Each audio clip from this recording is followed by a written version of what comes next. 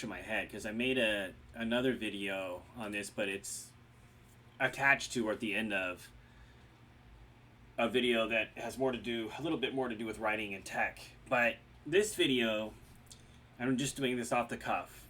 I just wanted to do a quick video on analyzing the lyrics from John Frusciante's, basically his song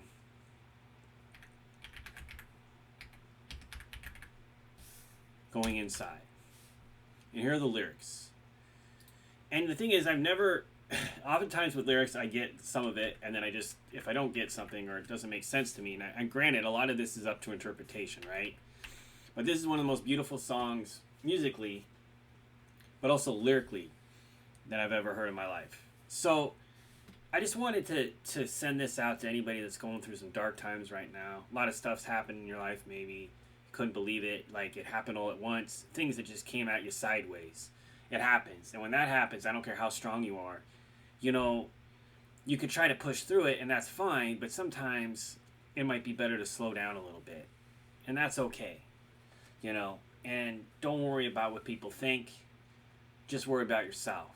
So let's look at these lyrics. Now, to give you a little background, John Frusciante, he joined the Red Hot Chili Peppers at 18 in about 1988. And he was on top of the world. He was only 18. He's kind of a prodigy, obviously. Okay? And from 88 to 92, everything was going cool. It was going pretty smooth. It was about 93, after Blood Sugar Sex Magic came out, a little after that on tour, he started becoming a little bit disenfranchised with the band, especially with Anthony Kiedis. They weren't getting along. And he didn't really like the sort of vibe that the band was putting out in interviews. So he was really conflicted because he loved Flea.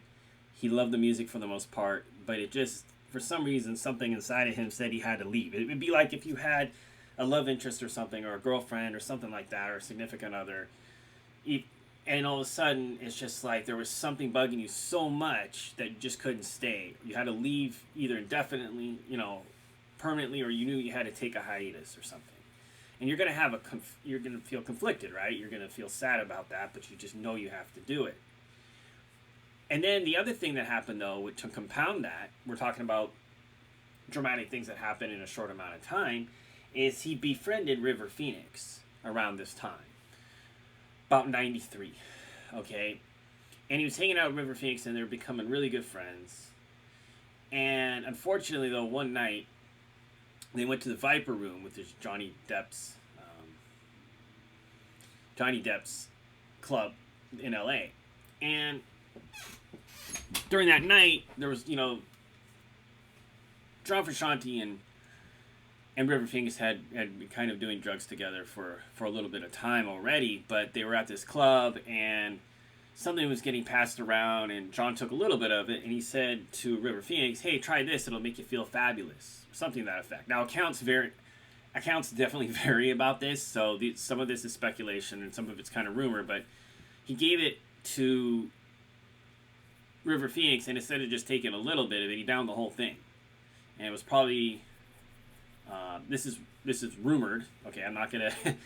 It's just alleged. I'm pretty sure this is what it was, though. It was probably a speedball, which is a mix of heroin and cocaine, right? Maybe something like that. Whatever it was, it caused River Phoenix to have an overdose, and he passed away that night. And of course, John felt horrible, right? So he wasn't connected with it or anything, but felt so horrible. He was actually hiding for a few days because he thought the police would somehow connect him to it, or he just felt responsible or something, or he felt guilty about it. So this made his addiction even worse. And again, like we're talking about, very unfortunate things that happen in a short amount of time, right? And I'm sure there's probably other things I don't even know about, right? But those are two huge ones. So it caused him to go get into the throes of addiction pretty bad. And so that was about 93. So from about 93, 94 to about 97, he was a pretty hardcore drug addict. But it was about 97 when he cleaned himself up and he rejoined the Red Hot Chili Peppers. So he was about 27 years old, 27, 28. Luckily, he didn't join the 27 club, like Jimi Hendrix or Janis Joplin, Jim Morrison, etc. And Kurt Cobain, of course, and among others. I think Brian Jones, was it from the Rolling Stones? There's a lot. And of course, the original 27 member is Robert Johnson. You know, he died at 27, the famous bluesman. So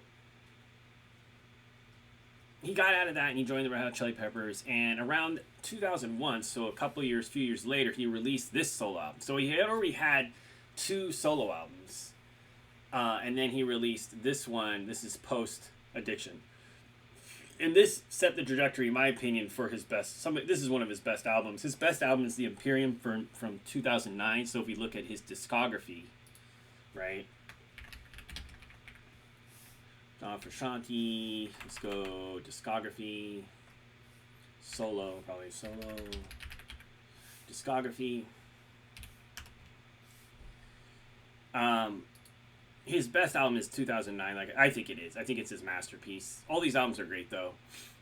This is the album. Actually, this album's not so great because he's in the throes of depression and addiction. But I think he has 1 or 2 songs with River Phoenix on this album. Smile from the Streets You Hold. And this is his first solo album. Okay, so this is the impetus for this video was to go over the lyrics really quickly. Okay, and I just did this in another video, and I didn't realize how deep they may be. I might be interpreting them wrong, but I think it's kind of brilliant. Okay, so the first part, you don't throw your life away going inside. Okay, so what he's saying there is, if you're inside and you're reflecting about things, and you're not really doing anything, maybe with your career so much, or just you're not really creating anything, you're just outwardly, you're creating something inwardly. Like you might be dissolving, like bad karma or whatever you're doing inwardly. You're not wasting your time going inside, right? Looking at yourself, examining yourself, and trying to better yourself. You get to know who's watching you and who besides you resides. Now, when I did the other video, I joked around. This is kind of like the show in Herman's Head. I don't know if you remember that from the 90s, because there's all these different personalities in his head, right? And I think they kind of this, intellect, sensitivity, anxiety, lust, whatever, romantic, whoever. The different. I guess these are the 4 characters, right? I guess there's no romantic, there's lust. Okay. But the idea is all these different voices talk to him and sort of steer him in certain ways and try to speak out in certain situations, right? So I think that's pretty cool because he's saying, you get to know who's watching you. That's interesting. People are watching you, your angels, or even demons, or your relatives who have passed on, right? God, whoever, Krishna, whoever you believe in, is watching you, right? And also, and who besides you resides in your body. That's what I was saying, in your body. That's interesting, right? Have you ever felt a connection with someone and you felt like you were kind of connected to them and that, oh, wow, I can tell they're happy, or I can tell that they're sad right now, I don't know if you ever have had that feeling, but also, maybe it's a spirit, or it's like a relative or something, or there's someone else inside of you, or it could just be symbolic, like the Herman's Head thing, like different personalities trying to tell you to do certain things in certain situations and to guide you, right?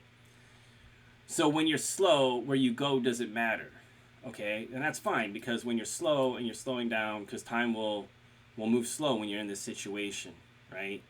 But then, because there will come a time when time goes out the window. Now, I use the analogy of the Chris Rock joke, right? When he's talking about working as a dishwasher, and he's talking about the difference between a job and a career, and he's like scraping the shrimp as a dishwasher. He's scraping the shrimp off the pallet or whatever, the sheet, and he's like, scrape. He's like, I just looked at the clock, it was noon, I've been scraping for so long, it must be at least 3 o'clock, and he looks at the clock and it's like 12:30, right?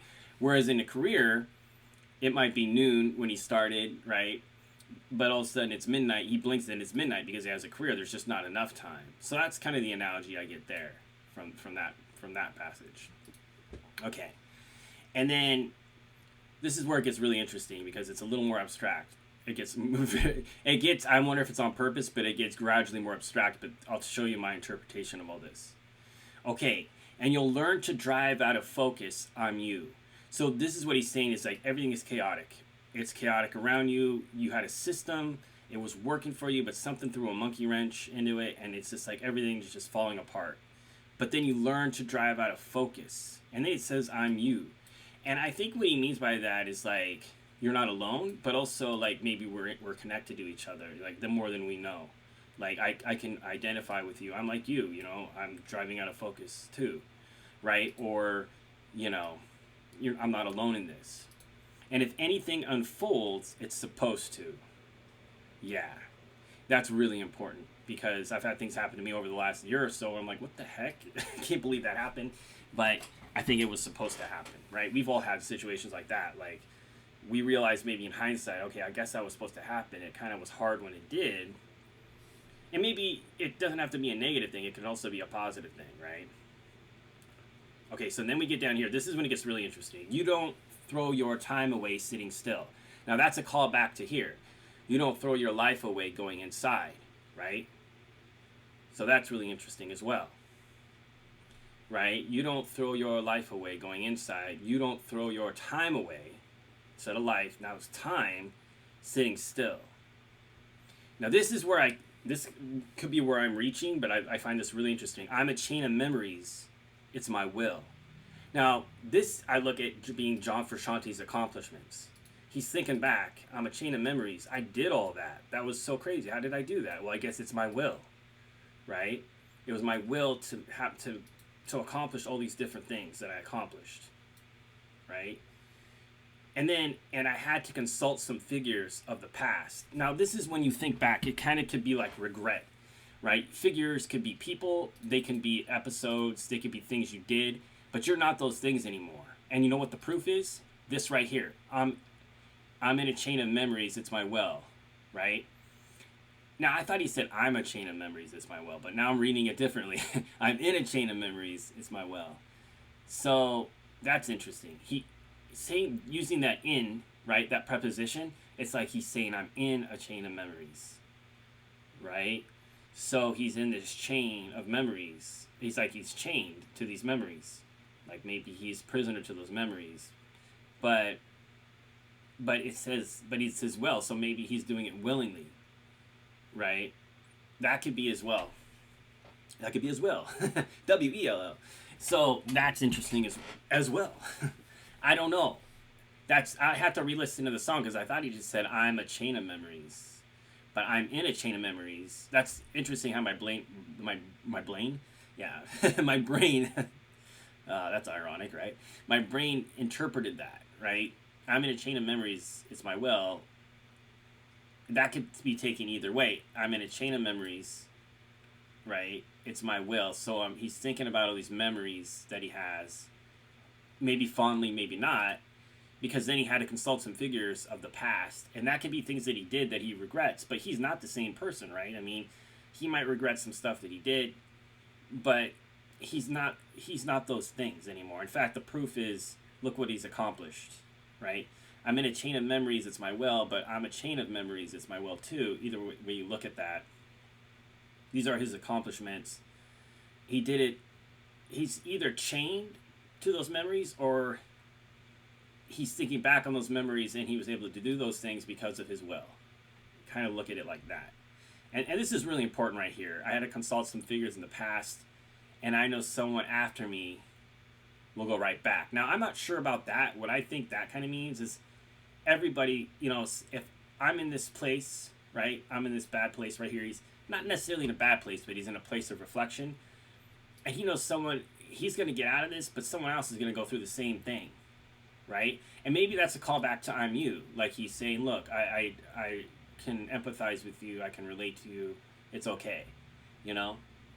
So that's interesting. Now, this is the part that I really like that I didn't even think about until I was analyzing it earlier today. I'm not telling of you. This means this is his experience, right? I'm not telling of you. I've lived this, right? This is what I really like. I've got this night to unglue. And the way I look at that is he's saying that he's trying to lift this shroud of darkness that's around him, right? He's got this night that's around him and it's glued to him. And he's like, I've got to get out of this. So I'm going to lift that shroud of darkness and despair and get out of this situation, right? I moved this fight away, right? So I'm taking myself away from this fight, right? And then by doing things there's no reason to do. And that kind of comes back to like doing things there's no reason to do. And then right here, we come back to this. You learn to drive out of focus. I'm you. So it's like doing. If you look back, they rhyme first of all. By doing things there's no reason to do, right? And then he comes back here, and you'll learn to drive out of focus. I'm you, right? So we're coming back to this idea. This is the reflection part, right? And so then he gets deeper inside, and you'll learn to drive out of focus. I'm you, and if anything unfolds, it's supposed to, right? I'm not telling a view. I've got this knife to a glue. I moved this fight far away by doing things there's no reason to do. Because, like, you know, you ever end up in a part and you're like, what the frick am I doing? This is crazy. Like, why am I doing these things? There's no reason to do this. But then it comes back to, if anything unfolds, it's supposed to. So he's, like, having this sort of, I don't know, pathos or something about what's happening to him. And it's back and forth. Like, there's really no reason to do this. Or is there? Or does it make, if anything unfolds, it's supposed to? So let's go through this one more time. And I'll just do it really quickly. You don't throw your life away going inside. So that's pretty self-explanatory, right? You don't throw your life away reflecting on yourself and trying to better yourself and slowing down a little bit and trying to make yourself a better person in meditation or religion or reflection, whatever. You get to know who's watching you. That could be your ancestors, it could be demons, angels, whoever else you have, right? Kind of like the Herman's Head thing. And who besides you resides. That's interesting because you could connect with people in your body. Like, you ever feel like you connected to someone and you're like, oh my gosh, I'm being affected by them. Sometimes it's beautiful, sometimes it's not so beautiful. Sometimes it's so beautiful that you just don't care when the not beautiful part happens. If you know what I mean. And then where you're slow, where you go doesn't matter, right? So it just basically is saying, like, don't worry about where you go, just have faith. Things are slow right now. You're going inside, right? They're going to speed up, though, because there will come a time when time goes out the window, and that's when we use the analogy of the job versus the career, okay? And then we come into this part, and you'll learn to drive out of focus. I'm you, right? And so you're driving out of focus. You're basically in this chaos, this mess, but instead of, you know, falling into despair, you're just learning how to navigate through this life transition. And then you have people that you can relate to. You're either connected to them or they're going through the same thing. And sometimes, I can say this with recent experience, sometimes you'll meet someone that might be going through something too. And it's just really interesting, the dynamic there. So it's actually quite beautiful, in my opinion. So, and if anything unfolds, it's supposed to, right? And that's the idea that, you know, don't worry. Where you're slow, where you go doesn't matter. If anything unfolds, it's supposed to, right? You don't throw your time away sitting still, and that's a callback to this. You don't throw your life away going inside. I'm in a chain of memories. I keep doing that. I'm in a chain of memories. It's my will. Okay? So maybe he's stuck in his past. Okay? But I also like the idea that it's also the idea of his memories are his accomplishments, and he was able to do those things because of his will. Okay? And this is the idea, and I had to consult some figures of the past. You're not your past. These figures, these things that happen to you, these people that were in your life, figures, these figures like data, maybe like, I don't know, things that like status, and these also these events, possibly things that you decided to do that you might regret. These things aren't you anymore, and the evidence of that is your accomplishments, you know, and your will. The evidence of that is really, well, there's evidence of that, but also you need to let go, you know, and figure out how to let go of that. Because, and I know someone after me will go right back. This might be also saying that someone is also going to be stuck in the past and thinking of the same thing. You're stuck, right? But you can move forward. You might relapse, if you will, or you might fall back again, but you're not the same person. Even when you do fall back, you're not the same person. Because you've done all these things. And the evidence is your memory and your will and your accomplishments. So, I guess you might say he had to. Did he have to do it? maybe sometimes you do. Okay. I'm not telling a view, so he's lived this thing. Like he's not just saying this secondhand like cliche. He's actually lived it. I've got this night to unglue. So this right here essentially means that he's shrouded in darkness, and he needs to lift that. He's got to do it. He's got to lift the shroud and unglue it. It's kind of hard to do, to unglue something, right? But maybe it's the heat from his spirit, right? That's melting that glue away, right? I moved this fight away, right? He's done. He's done fighting it, and he's gonna rise up by doing things there's no reason to do. And this is reassurance almost. It's saying, like, I don't even know what I did to get out of this. I just essentially did what I thought was right because I learned to drive out of focus. And it's okay because I guess where you go doesn't matter. You learn to drive out of focus, and then eventually you're going to end up with a resolution. So keep the faith. I guess you could say it's like George Harrison said. I mean, probably quoting someone else, but he said, "This too shall pass." So I'll leave it there. I just thought that was an interesting thing to look at, these lyrics, because you know, sometimes you don't really know if you're looking at something, what you're really looking at. You might not realize how beautiful it really is until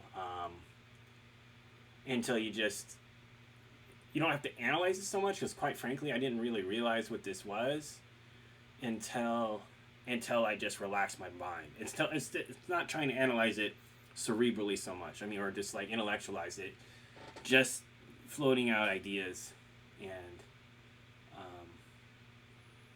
just basically loose interpretation of it, but from that sort of zoomed out to myopic, or like zoomed in view, I had to zoom out to really kind of get the whole thing, I guess. So I don't know, it'll be interesting if anybody wants to leave a comment what they think these lyrics mean. That would be interesting to hear. I personally, I'm not married to all of my opinions on this. I do think it gets increasingly more complex as the song goes on, because and I don't know if that's by design, who knows. I mean, the thing about John Frusciante, he always says he's kind of a conduit for music and for lyrics. He doesn't even think these things come through himself, that they're coming through the unseen world, and he just happens to be a very receptive conduit and able to channel these lyrics and this music. So that's interesting as well. So I'll leave it at that. Hope you enjoyed the video. Have a good day. Bye-bye.